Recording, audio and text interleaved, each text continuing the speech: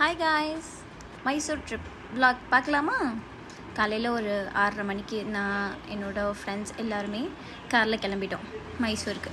போகிற வழியில் எனக்கு ரொம்ப பசிச்சதுன்னு சொல்லி ஸ்ரீ ரேணுகாம்பா தட்டை இட்லி சென்டர், அது ரொம்ப ஃபேமஸான கடையான். அங்கே மெதுவாக 2 இட்லி, சான்ஸே இல்லைங்க, அவ்வளோ சூப்பராக இருந்துச்சு. அந்த நெய், அது பெண்ணேன்னு சொல்கிறாங்க, அந்த பெண்ணை தடவி அந்த வடையை வச்சு அந்த சட்னியை தொட்டு சூப்பராக சாப்பிட்டுட்டு அடுத்த வண்டி எடுத்துகிட்டு கிளம்பியாச்சு. போகிற வழியில் ஏதோ பெரிய டயரை நடுவில் வச்சுருந்தாங்க. சரி, என்னன்னு உள்ளே போய் பார்க்கலாம் அப்படின்னு சொல்லி வர வழியில் ஃபுல்லாக என்னை கலாய்ச்சிட்டே இருந்தாங்க, என்ன கண்டென்ட் க்ரியேட்டரா அப்படின்னு சொல்லிட்டு. அப்புறம் உள்ளே போயாச்சு. நாங்கள் சூப்பராக இருந்தது, அங்கே பயங்கரமாக இருந்தது. கார்ஸ் கலெக்ஷன் எல்லாமே. இந்த ஆக்சுவலி இந்த பிளேஸ் வச்சுருக்கிறவர் கார்ஸோட ரொம்ப விருப்பப்படுறவர் போல். ஸோ அதனால் அவரோட ட்ரீம் சாட்டிஸ்ஃபை ஆகிற மாதிரி பயங்கரமாக இருந்துச்சு. கார்ஸ்லாம் அதை சூப்பராக பொசிஷன் பண்ணியிருந்தாங்க. பழைய அம்பாசிடர் கார்லாம் இப்போ தான் பார்க்க முடியுது. பெங்களூரில் எங்கே அம்பாசிடர் கார்ஸ்லாம் பார்க்க முடியுது? எல்லாம் ஆடி, பென்ஸு, BMW தான்.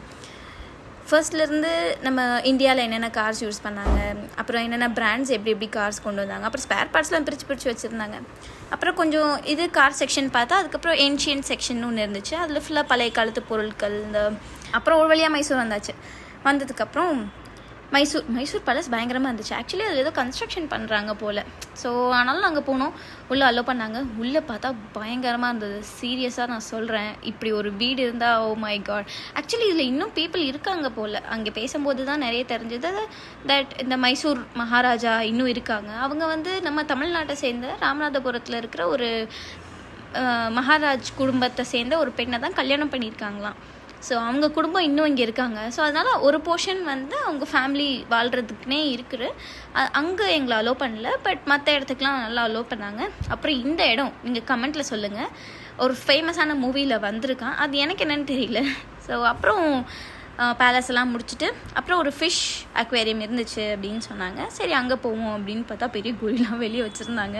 பார்க்கவே பயமாக இருந்துச்சு. சரி, இதுக்கு என்ட்ரி ஃபீ 750 rupees பெர் பர்சன் அப்படின்னு சொல்லியிருந்தாங்க. சரி, அப்புறம் ஒரு ஃபுட் மாதிரி ஒன்று கொடுத்துருந்தாங்க. அது இந்த கொய் ஃபிஷ்ஷஸ்க்கெலாம் நம்ம போடலாம் அப்படின்னு சொல்லி. கொய் ஃபிஷ்ஷஸ்லாம் நான் டச் பண்ணி பார்த்தேனால குண்டுன்னு இருந்துச்சு. சூப்பராக இருந்துச்சு. ஃபீட் பண்ணும்போதுலாம் அது கரெக்டாக வாயிலே கேட்ச் பிடிச்சது. இவங்களுக்கெல்லாம் சாப்பாடு போடுவாங்களா என்னன்னே தெரியல, ஆனால் எல்லா மீனும் ஃபுட்டுக்காக எங்கிட்டே இருந்த மாதிரி இருந்துச்சு. நான் பக்கத்தில் இருக்கவங்க டப்பாட்டில் இருந்துலாம் ஃபுட்டு வாங்கி இந்த மீனுக்கெலாம் போட்டுட்டேன். அப்புறம் நான் எல்லா ஃபுட்டையும் இங்கேயே போட்டுட்டேன். அப்புறம் பார்த்தா இன்னொரு செக்ஷன் இருக்குது போல், அங்கே போய் இன்னும் ஃபுட் போடலாம் அப்படின்னு சொன்னாங்க. சரி, நான் அந்த செக்ஷனுக்கு நான் வெயிட் பண்ணிகிட்டு இருந்தேன். அடுத்த இன்னொரு செக்ஷன் நாங்கள் போனோம். அங்கே ஃபுல்லாக குட்டி இந்த கோல்டன் ஃபிஷ் மாதிரிலாம் இருந்துச்சு. இதெல்லாம் பெரிய ஃபிஷ்ஷாக. ஆக்சுவலி இது இந்த பாக்டீரியா, இந்த அக்வேரியம்லாம் க்ளீன் பண்ணுற ஃபிஷ் போல். அப்புறம் ஒரு ஃபேமஸான ஒரு ஹோட்டலுக்கு என்னை சாப்பிட கூட்டிகிட்டு போயிருந்தாங்க. அங்கே இந்த பிரியாணி ரொம்ப ஃபேமஸாக இருக்கும், தொன்னே பிரியாணி ஸ்டைலில் இருக்கும் அப்படின்னு சொல்லியிருந்தாங்க. அப்புறம் ஒரு கபாபு 4 பிரியாணி ஆர்டர் பண்ணி சாப்பிட்டுட்டு கோலி சோடா குடிச்சிட்டு அப்படின்னு எங்களோட ஜேர்னி எண்ட் பண்ணிக்கலாம்னு நினச்சோம். அப்புறம் திரும்ப வீட்டுக்கு போயிட்டோம். சூப்பராக இருந்துச்சு டே.